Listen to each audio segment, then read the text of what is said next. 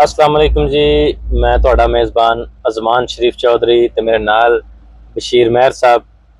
ਅੱਜ ਅਸੀਂ ਗੱਲ ਕਰਾਂਗੇ ਅਬਦੁੱਲਾ ਤਾਹਿਰ ਚੌਧਰੀ ਉਹਨਾਂ ਦੇ ਕਤਲ ਤੇ, ਕਿਉਂਕਿ ਸੋਸ਼ਲ ਮੀਡੀਆ ਤੇ ਤਕਰੀਬਨ ਹਰ ਪਾਸੇ ਉਹਨਾਂ ਦੀ ਜਿਹੜੀ ਸਡਨ ਡੈਥ ਹੈ ਉਹਦੇ ਬਾਰੇ ਹੀ ਗੁਫ਼ਤਗੂ ਹੋ ਰਹੀ ਹੈ। ਬਸ਼ੀਰ ਸਾਹਿਬ ਦੱਸਣਗੇ ਕਿ ਇਹ ਕਤਲ ਦੀ ਵਜ੍ਹਾ ਕੀ ਬਣੀ और कतल होने तो बाद आया पंजाब पुलिस, लाहौर पुलिस मुलजमा तक हाले तक पहुँच सकी है या नहीं। जी बशीर साहब अस्सलाम वालेकुम जी। मैं ਤੁਹਾਡਾ ਵੀਰ ਬਸ਼ੀਰ ਮਹਿਰ ਤੁਹਾਡੇ ਨਾਲ ਕੁਝ ਗੱਲਾਂ ਸਾਂਝੀਆਂ ਕਰਾਂਗੇ ਅਬਦੁੱਲਾ ਤਾਹਿਰ ਚੌਧਰੀ ਦੇ ਵਾਲੇ ਨਾਲ। ਅਬਦੁੱਲਾ ਤਾਹਿਰ ਚੌਧਰੀ ਦੀ ਕੜੀ ਰੈਸ਼ ਨਾ ਕੜੀ ਉਹ ਰਹਿਮਤ ਹਵੇਲੀ 32 ਚ ਉਕਾੜਾ। ਹਾਂਜੀ, ਰਹਿਮਤ ਹਵੇਲੀ ਦੇ ਨਾਂ ਤੋਂ ਇਹਨਾਂ ਦੇ ਵਾਲਦ ਸਾਹਿਬ ਦੇ ਨਾਂ ਤੋਂ ਹਵੇਲੀ। ਠੀਕ। ਲਾਹੌਰ ਕਦੀ ਕਦੀ ਜਾ ਕੇ ਰਹਿੰਦੇ ਸੀ ਕਿਉਂਕਿ ਇਹਨਾਂ ਦੀ ਬੀਵੀ ਲਾਹੌਰ ਦੀ ਵੀ ਸੀ, ਦੋ ਬੀਵੀਆਂ ਨਾਲ ਇੱਥੇ ਸੀ।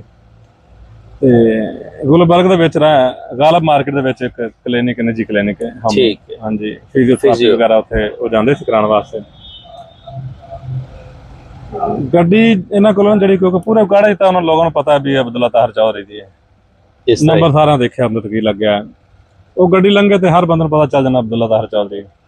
ਉਸ ਕਲੀਨਿਕ ਤੋਂ ਤਕਰੀਬਨ 2 ਮਾਹ ਤੋਂ ਜਾ ਰਿਹਾ ਸੀ ਮੁਸਲਸਲ। ਲੇਕਿਨ ਸੁਣਨ 'ਚ ਆਇਆ ਵੀ ਲਾਹੌਰ ਦੇ ਵਿੱਚ ਸਿਕਿਉਰਿਟੀ ਤੋਂ ਬਗੈਰ ਹੀ ਹੁੰਦੇ ਸੀ ਉਹ। ਇੱਥੇ ਤਾਂ ਕਾਫੀ ਸਿਕਿਉਰਿਟੀ ਉਹਨਾਂ ਨਾਲ ਹੁੰਦੀ ਸੀ, ਡਾਲੇ ਸ਼ਾਲੇ ਤਾਂ ਕਾਫੀ ਹੁੰਦੇ ਸੀ ਜਦੋਂ ਨਿਕਲਦੇ ਸੀ। ਲੇਕਿਨ ਉੱਥੇ ਬਾਅਦ ਕਿਸੇ ਦਿਨ ਮੈਂ ਇਕੱਲੇ ਹੀ ਗਿਆ ਸੀ। ਉੱਥੇ ਜਦੋਂ ਫਾਇਰਿੰਗ ਦਾ ਵਾਕਿਆ ਹੋਇਆ ਨਾ ਤੇ ਲੋਕ ਜੁੜਦੇ ਗਏ ਨੇ। ਇਹਨਾਂ ਦੇ ਜ਼ਾਤੀ ਮੁਲਾਜ਼ਮ ਕਾਫੀ ਸੀ, ਤਕਰੀਬਨ 700-800 ਜਦੋਂ ਬੰਦਾ ਜੁੜ ਗਿਆ ਨਾ ਤੇ ਮੀਡੀਆ ਦੇਖਿਆ ਵੀ ਕਿਹੜਾ ਬੰਦਾ ਜਿਹੜਾ ਇੱਥੇ ਕਤਲ ਹੋ ਗਿਆ। ਪਹਿਲੇ ਲੋਕਾਂ ਨੂੰ ਨਹੀਂ ਪਤਾ ਕੌਣ ਹੈ। ਅੱਛਾ ਸਹੀ। ਪਬਲਿਕ ਦਾ ਹਜੂਮ ਦੇਖ ਕੇ ਨਾ ਜਿਸ ਤਰ੍ਹਾਂ ਪਬਲਿਕ ਵੱਧਦੀ ਗਈ ਤੇ ਮੀਡੀਆ ਤੇ ਫਿਰ ਆਉਂਦਾ ਗਿਆ। ਫਿਰ ਲੋਕਾਂ ਗੱਲਾਂ ਕਰਨੀਆਂ ਸ਼ੁਰੂ ਕੀਤੀਆਂ, ਪਹਿਲੇ ਪੀਟੀਆਈ ਰਹਿਨੁਮਾ ਜੀ, ਪੀਟੀਆਈ ਰਹਿਨੁਮਾ। ਫਿਰ ਆਸਤਾ ਲੋਕਾਂ ਨੂੰ ਪਤਾ ਲੱਗਿਆ ਵੀ ਇਹ, ਕਿਉਂਕਿ ਕਾੜੇ ਦਾ ਫੌਰੀ ਪਤਾ ਚੱਲ ਗਿਆ ਸੀ ਵੀ ਅਬਦੁੱਲਾ ਤਾਹਿਰ ਚੌਧਰੀ। ਉੱਥੇ ਲੋਕਾਂ ਨੂੰ ਨਹੀਂ ਸੀ ਪਤਾ, ਲੇਕਿਨ ਲੋਕਾਂ ਨੂੰ ਇਹ ਪਤਾ ਸੀ ਕੋਈ ਵੱਡਾ ਬੰਦਾ ਕਤਲ ਹੋ ਗਿਆ। ਠੀਕ। ਕਿਉਂਕਿ ਉਹਦੇ ਜ਼ਾਤੀ ਮੁਲਾਜ਼ਮ ਹੀ ਇੰਨੇ ਸੀ, ਉੱਥੇ ਰਸ਼ ਪੈਣਾ ਸ਼ੁਰੂ ਹੋ ਗਿਆ। ਠੀਕ ਹੋ ਗਿਆ। ਹੁਣ ਅਫਸੋਸਨਾਕ ਪਹਿਲੂ ਹੈ ਕਿ ਇਕੱਲੇ ਸੀ ਇੱਥੇ, ਤਾਂ ਉਹਨਾਂ ਨਾਲ 10-10, 20 ਗੱਡੀਆਂ ਹੁੰਦੀਆਂ ਸੀ। ਠੀਕ ਹੈ, ਅਸਲਾ ਨਾਮ ਹੀ ਹੋਵੇ ਤਾਂ ਗੱਡੀਆਂ ਨਹੀਂ ਸੀ, ਉਹਨਾਂ ਤੱਕ ਪਹੁੰਚਣਾ ਮੁਸ਼ਕਲ ਸੀ। ਫਿਰ ਰਿਹਾ ਜਿਹੜਾ ਦੁਸ਼ਮਣੀ ਦੀ ਗੱਲ ਹੈ। ਇੱਥੇ ਪਹਿਲੇ ਉਕਾੜੇ ਦੇ ਵਿੱਚ ਇੱਕ ਵਕੂਆ ਹੋਇਆ ਸੀ ਰਾਤ ਦੇ ਟਾਈਮ ਤੇ ਹਵੇਲੀ ਦੇ ਵਿੱਚ। ਠੀਕ ਹੈ, ਉਹਦੇ ਮੁਖਤਲਿਫ ਲੋਕ ਉਕਾੜਾ ਨਾਲ ਗੱਲਾਂ ਕਰਦੇ ਨੇ ਵਕੂਏ ਤੇ, ਲੇਕਿਨ ਮੁਖਾਲਫ ਦੇ 2 ਬੰਦੇ ਮਰ ਗਏ ਸੀ, ਇੱਕ ਦਾ ਗੜ ਮਰ ਗਿਆ ਸੀ। ਬਾਅਦ ਚ ਨਾ ਸੁਲਾਹ ਹੋ ਗਈ ਸੀ, ਠੀਕ ਹੋ ਗਿਆ। ਉਸ ਤੋਂ ਬਾਅਦ ਇੱਥੇ ਜਾ ਕੇ ਫਿਰ ਉੱਥੇ ਸੀਨੀਅਰ ਅਫਸਰਾਨ ਨੇ ਪੁਲਿਸ ਦੇ CCP ਲਾਹੌਰ ਤੇ ਮੁਤਲਕਾ SHO ਵੀ ਨਜ਼ਰ ਆ ਰਿਹਾ ਸੀ ਪਿੱਛੇ। ਹੁਣ ਪਹਿਲੇ ਇਹਨਾਂ ਨੇ ਇੱਕ ਵੀਡੀਓ ਜਾਰੀ ਕੀਤੀ ਹੈ 2 ਮੋਟਰਸਾਈਕਲ ਸਵਾਰ ਦੇ। ਲੋਕਾਂ ਦੇ ਚ ਸ਼ਾਇਦ ਉਹ ਸ਼ੂਟਰ ਨੇ। ਮੋਟਰਸਾਈਕਲ ਸਵਾਰ ਇਹ ਪੁਲਿਸ ਦਾ ਇੱਕ ਤਰੀਕਾ ਕਾਰ ਹੁੰਦਾ ਹੈ। ਮੇਰਾ ਤਾਂ ਖਿਆਲ ਚ ਲੋਕਾਂ ਨੂੰ ਸਾਈਡ ਤੇ ਲਾ ਕੇ ਨਾ ਵਿੱਚੋਂ ਵਿੱਚ ਤਫਸੀਸ਼ ਤੇ ਕਿਹੜੇ ਅਸਲ ਲੋਕਾਂ ਤੱਕ ਪਹੁੰਚ ਗਿਆ। ਸਹੀ।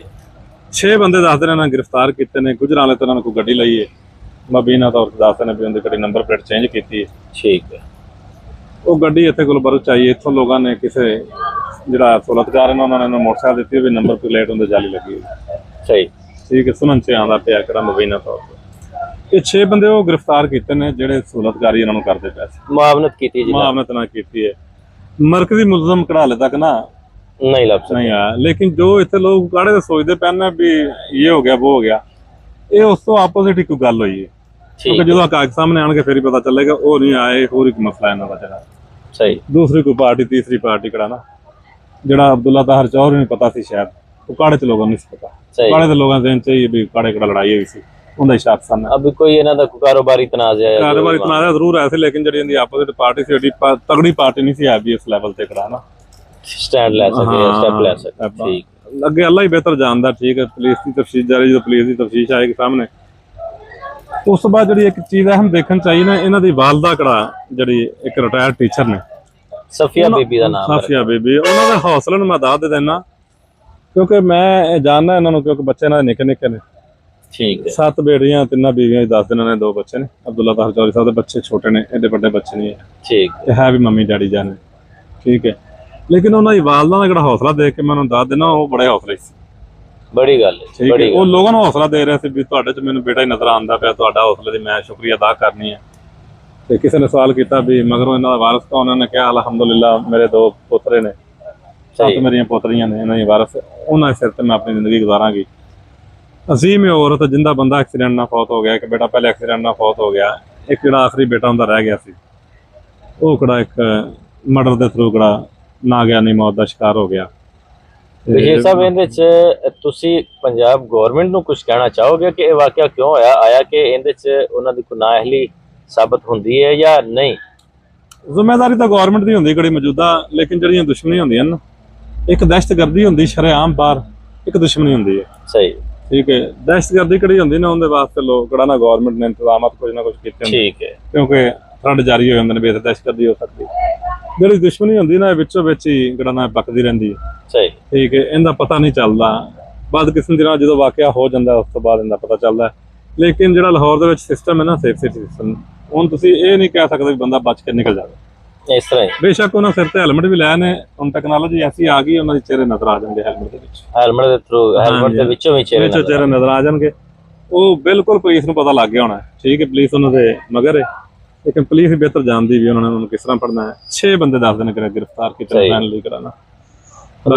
ਤਫਤੀਸ਼ ਜਾਰੀ ਹੈ ਤੇ ਇਨਸ਼ਾਅੱਲਾ ਜਲਦੀ ਅਬਦੁੱਲਾ ਤਾਹਰ ਦੇ ਕਾਤਲਾਂ ਤੱਕ ਕਾਨੂੰਨ ਪਹੁੰਚ ਜਾਏਗਾ। ਅੱਲਾਹ ਪਾਕ ਅਬਦੁੱਲਾ ਤਾਹਰ ਦੀ ਰੂਹ ਨੂੰ ਗਰੀਕ ਰਹਿਮਤ करे, ਉਹਨਾਂ ਲਈ ਆਖਰਤ ਦੇ ਵਿੱਚ ਆਸਾਨੀਆਂ ਪੈਦਾ करे। ਇਨਸ਼ਾਅੱਲਾ ਜਲਦੀ ਅਗਲੀ ਵੀਡੀਓ ਦੇ ਨਾਲ ਹਾਜ਼ਰ ਹੋਣੇ ਆ। अस्सलाम वालेकुम।